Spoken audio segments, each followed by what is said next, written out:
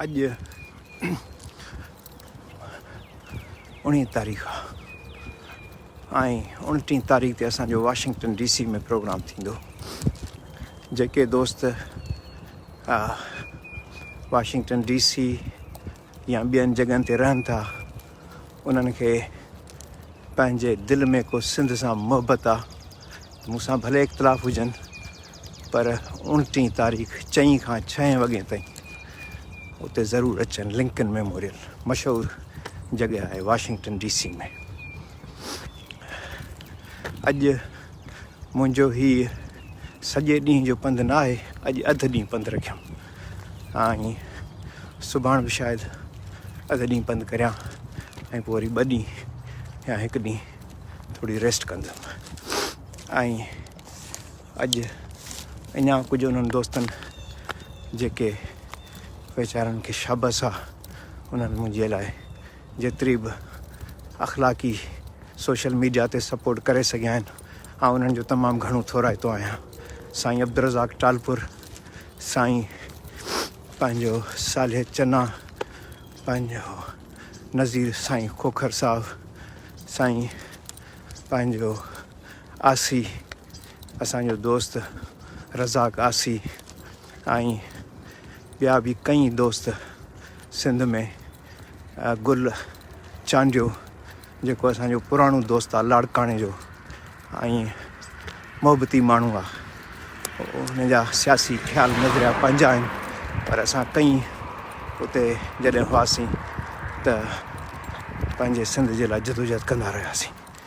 ऐं तंहिंखां अलावा सिंध खां ॿाहिरि दोस्त मुंहिंजे हिन ॻाल्हि जे ख़ासि जेको दोस्त मां जंहिंजो ज़िक्र कंदुसि सो आहे मीर मुज़फ़र टालपुर।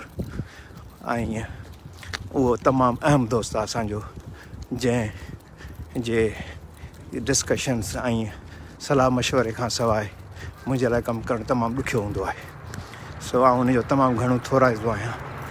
ऐं असांजो प्यारो साथी ऐं ज़ुल्फ़कार ख़्वाजा, जंहिं एॾी हिमत कई, जंहिं एतिरी त पंहिंजो ॾींहुं राति करे, हालांकि हू बि फैमिली वारो ऐं नौकिरी में, पर जंहिं तरीक़े सां हुन कोशिशि करे फंड रेज़िंग कई, उनजे लाइ आउं संदसि तमामु थोराईंदो आहियां।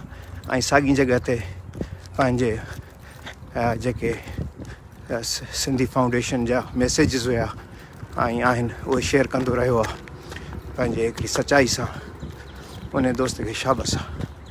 सिंध मां बि कई दोस्त, साईं मोहम्मद सिद्दीक़ काका, उहो पाण सोशल मीडिया जो माण्हू आहे ऐं उन जूं पोस्टूं मूंखे काफ़ी रहनुमाई ॾींदियूं आहिनि। उन में आउं ध्यान सां पढ़ंदो आहियां उन जूं पोस्टूं, उनखे बि रख शाबस। ॿियनि बि केतिरनि दोस्तनि, छाकाणि त हिन वक़्तु जेके सिंधी अख़बारूं आहिनि उन्हनि जो हाल न आहे। उन्हनि जा जेके मालिक आहिनि उहे पाण जेके आहिनि से कारोबारी आहिनि, तव्हां सभिनी खे ख़बर आहे। ऐं उन्हनि में वीचारनि सहाफ़िन सां बि जेका उन्हनि तादी कई आहे, उन खां वाक़ुफ़ु आहियां।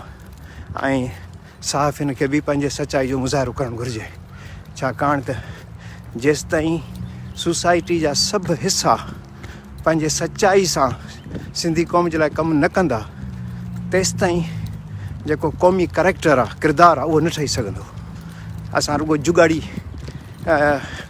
कम ते, जुगाड़ ते हलाईंदासीं त ॻाल्हि न ठहंदी। ज़माने साज़ी, रवायती अलामत हिन में सुभाणे कमु को पइजी वञे त इहो जेको तरीक़ो आहे, इहो सिंध खे इन लाइ नुक़सानदेह आहे।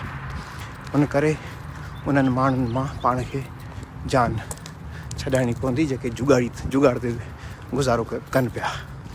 तंहिंजे करे पाण हिन खां पोइ जेको अॻिते जदोजहद लाइ सोचणो आहे, उन में जेके हिन में ख़ामियूं रहियूं या हिन मां जेके पाण खे कामयाबियूं थियूं, उन सभिनी खे सोच वीचार करे अॻिते वधाईंदासीं। दोस्तो, आउं हाणे तक़रीबन पंहिंजी मंज़िल ते वेझो अची वियो आहियां ऐं इते ई ॻाल्हि खे ख़तमु करूं था, वरी कचरियूं क़ाइमु। ऐं फ़िलहालु वरी ही रस्तो थोरो ॾुखियो आहे, त हितां मथां ट्रैफिक अचे, उन करे हिते ई मोकिलायूं था। सदाईं गॾु GS सिंध बेड़ा पार।